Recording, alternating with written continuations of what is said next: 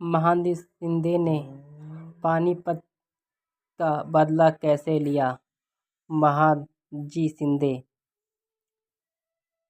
23 दिसंबर 1730, 12 फरवरी 1794, जिन्हें बाद में महादजी सिंधिया या माधवराव सिंधिया के नाम से जाना गया, एक मराठा राष्ट्रनेता और सेनापति थे जिन्होंने 1768 से 1794 तक ग्वालियर के राजा के रूप में कार्य किया। वो सिंधिया राजवंश के संस्थापक सरोजी राव सिंधिया के पांचवें और सबसे छोटे पुत्र थे, जिन्हें उत्तर भारत में मराठा शासन को बहाल करने और अपनी सेना का आधुनिकीकरण करने के लिए जाना जाता है।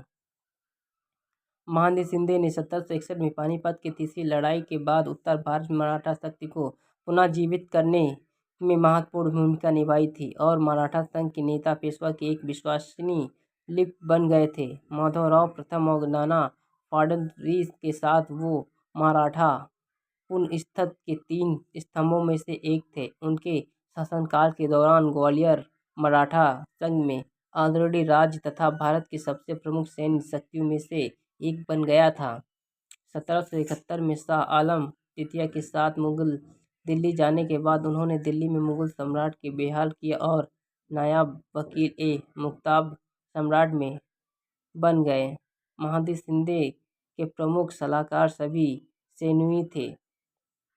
महादजी शिंदे ने अपने जीवनकाल में विभिन्न विरोधियों के खिलाफ लगभग 50 लड़ाइयाँ लड़ी, जिन्होंने मथुरा के जाटों को और 1772-73 के दौरान रेडी खंड में फैतून रेडियों को हराया और नसीबाबाद पर कब्जा कर लिया। प्रथम आंग्रा मराठा युद्ध के दौरान उनकी भूमिका मराठा पक्ष की ओर से सबसे बड़ी थी, क्योंकि उन्होंने मारवाड़ की लड़ाई में अंग्रेजों को हराया था, जिसके फलस्वरूप मारवाड़ की संधि हुई, और फिर मध्य भारत में अकेले ही, जिसके फलस्वरूप 1782 में सलाबाई की संधि हुई, जहां उन्होंने पेशवा और अंग्रेजों के बीच मध्यस्थता की संधि कराई थी।